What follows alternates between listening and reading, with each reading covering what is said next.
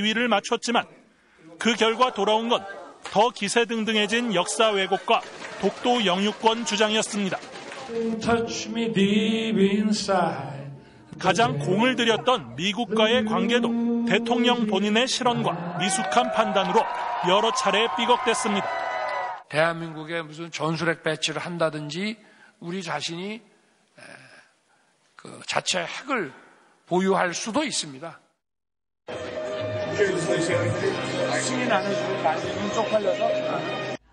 최대 교역국인 중국. 지난 노태우 정부 때부터 30년을 공들여왔던 러시아와의 관계는 3년도 안 돼 파탄 직전까지 악화됐습니다. 북한이 핵무기 개발에 박차를 가하고 러시아와 밀착하며 반사 이익을 챙기는데도 견제할 수단을 스스로 없애는 외교를 한 셈입니다. 여나 야나 보수나 진보나 러시아라든가 중국과 같은 주변의 강대국들과 적어도 적대적인 관계로 돌변해서는 안 되고 그 관계를 실용적으로 풀어나가야 된다는 기본적인 묵계가 있었거든요. 그런데 그것을 윤석열 정부는 이제 과감하게 깬 거죠. 철진한 좌우 이념에 근거한 편가르기, 동맹 아니면 적이라는 식의 흑백 논리 외교는 세계 어디서도 진심으로 존중받지 못했습니다. 대통령이 앞장서 성공을 자신했지만 결국 참패로 끝난 부산 엑스포 유치전은 윤석열 외교의 실상을 적나라하게 드러냈습니다. 트럼프 2기를 앞둔 엄중한 상황에서 내란을 일으켜 외교 공백을 자초한 대통령은 궁지에 몰리자 돌연 중국 탓 음모론을 꺼내들며 마지막까지 갈등을 부추겼습니다. MBC 뉴스 조이명입니다. 헌법재판소가 오늘 윤석열 대통령 탄핵심판 선고기일을 정하지 않았습니다. 헌재에 나가 있는 취재기자 연결하겠습니다. 유서영 기자, 이렇게 되면 다음 주 선고 가능성이 더 커지는 건가요? 네, 헌법재판소는 선고 기일에 대해 오늘 별도 브리핑이나 공지를 기자들에게 하지 않았습니다. 지난 2017년 박근혜 전 대통령 탄핵심판 당시 헌재는 이틀 전에 선고일을 알렸습니다. 헌재가 관련 공지를 업무 시간이 끝난 지금까지 알리지 않으면서 이번 주 선고 가능성도 낮아지고 있습니다. 헌재는 내일인 목요일 오전 10시 최재해 감사원장과 이창수 서울중앙지검장 등 검사 3명의 탄핵심판 선고를 진행하는데요. 모두 윤 대통령보다 앞서 탄핵 소추안이 접수됐고 변론도 더 일찍 끝난 사건들입니다. 금요일 잡힌 일정은 없지만요. 헌재 역사상 이틀 연속 선고를 내린 적이 드물어서 윤 대통령 선고가 다음 주로 미뤄질 거라는 관측이 나오는 겁니다. 다만 이번 윤 대통령 탄핵 심판 과정을 지켜보면 전례가 없던 일들이 많았기 때문에 헌재가 내일 14일 선고를 전격 공지할 가능성도 아직 배제할 수는 없습니다. 지금 헌법재판관들의 내부 회의는 어느 정도 진행된 걸로 보입니까? 네, 매일 이어가고 있는 평의에서는 보통 결정문 초안을 놓고 논의를 이어나간다고 합니다. 인용, 기각, 각하 등 시나리오별로 또는 쟁점별로 작성된 결정문을 계속 다듬고 있는 걸로 보입니다. 아직 선고기일이 잡히지는 않았지만 결정이 임박한 만큼 헌재 경비에도 비상이 걸렸습니다. 선고 당일에는 모든 경찰관들이 최고수위 비상근무 태세에 돌입하는 가포 비상이 발령될 전망이고요. 일반 시민 통행도 통제되고 헌재 인근 유치원 2곳과 초중고 특수학교 9곳은 모두 휴원 또는 휴교할 예정입니다. 지금까지 헌법재판소에서 전해드렸습니다. 윤석열 대통령 탄핵심판 선고가 임박한 가운데 재판관들이 어떤 결론을 낼지 관심이 쏠리고 있습니다. 재판관 8명이 마지막 순간까지 논의를 이어간 뒤 최종 결론을 내리는 평결은 선고 직전에 할 거라는 전망이 우세합니다. 김현지 기자의 보도입니다. 윤석열 대통령 탄핵심판 변론은 지난달 25일로 마무리됐습니다. 이후 헌법재판관들은 의견을 주고받으며 쟁점을 정리하는 평의를 매일 이어가고 있습니다. 헌법연구관들이 작성한 보고서를 기초로 결정문 초안도 다듬고 있습니다. 이런 수기 과정 끝에 탄핵을 인용하거나 기각, 각하할지 결정하는 표결 절차가 평결입니다. 대통령 탄핵 사건과 같은 중요 사건의 경우 평결은 주로 선고 당일에 이뤄졌습니다. 2017년 박근혜 전 대통령 탄핵 심판 때도 그랬습니다. 선고 당일인 3월 10일 금요일 오전 9시 30분, 당시 재판관 8명이 마지막 평의를 열었습니다. 그리고 오전 10시쯤 평결에 돌입했습니다. 오전 11시로 예정된 선고를 1시간 정도 앞둔 시점이었습니다. 2014년 통합진보당 정당 해산 심판 청구 당시에도 평결은 선고 당일, 선고 30분쯤 전에 이뤄졌습니다. 2004년 노무현 전 대통령 탄핵 심판 때는 평결이 선고 전날 이뤄진 것으로 파악됐습니다. 선고일에 임박해서야 평결을 하는 건 중요 사건의 경우 보안을 유지하기 위해서인 것으로 보입니다. 또 만장일치 결론에 도출하기 위해 수기를 거듭하며 의견을 조율하다 보니 평결을 막바지에 한다는 분석도 나옵니다. 윤 대통령 탄핵 심판도 앞선 사례처럼 선고 직전 평결을 할 것으로 예상됩니다.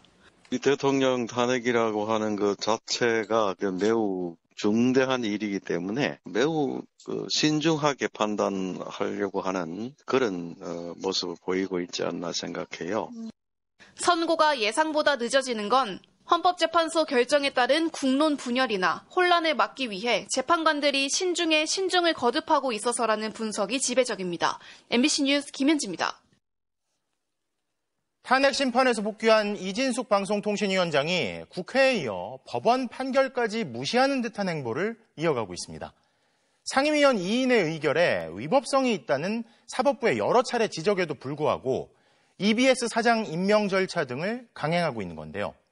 이 와중에 특정 후보 내정설까지 불거지면서 전국 혼란을 틈탄 소위 알박기 인사란 비판도 나옵니다. 이용주 기자입니다. 이인체제 불법 방통위 EBS 장학시도 중단하라! 중단하라! 중단하라! 중단하라! 방송통신위원회 앞에 모인 언론, 시민사회단체 관계자들이 EBS 사장 선임 절차를 즉각 중단하라고 요구합니다. 방통위는 이미 후보자 8명의 지원서를 공개했지만 이진숙 위원장과 부위원장 둘이서 임명을 강행하는 건 위법이란 비판이 높습니다. 방통위 2인 의결의 위법성을 지적한 판결들이 여러 차례 내려져 있는 데다 상임위원 5인 정원의 방통위에서 3인 이상이 의결에 참여해야 한다는 관련법 개정안도 최근 국회를 통과했습니다. 법에 명시된 의결 정족수를 충족하지 못한 상태에서의 임명은 그 자체로 무효하며 사회적 혼란만 가중시킬 뿐입니다. 그러나 이진숙 위원장은 자신의 탄핵소추안이 기각됨에 따라 2인 의결의 위법성이 해소됐다는 식의 일방적 주장으로 맞서고 있습니다.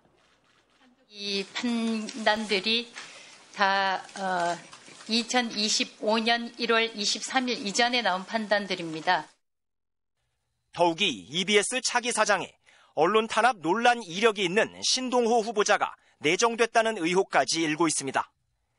이진숙 위원장이 MBC 임원이던 2013년 아나운서 국장이었던 신 씨는 공정방송 파업에 참가한 아나운서를 다른 부서로 방출했다는 비판을 받았고 2020년 총선 직전 MBC를 퇴사한 뒤 국민의힘의 전신인 미래통합당의 위성정당 비례대표로 출마했습니다.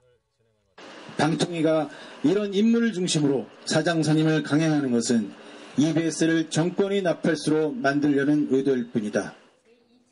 2인 체제 방통위는 또 박근혜 정부 국정농단 사태 당시 최순실 보도를 막았다는 비판에 휩싸인 인물을 KBS 감사로 임명했습니다.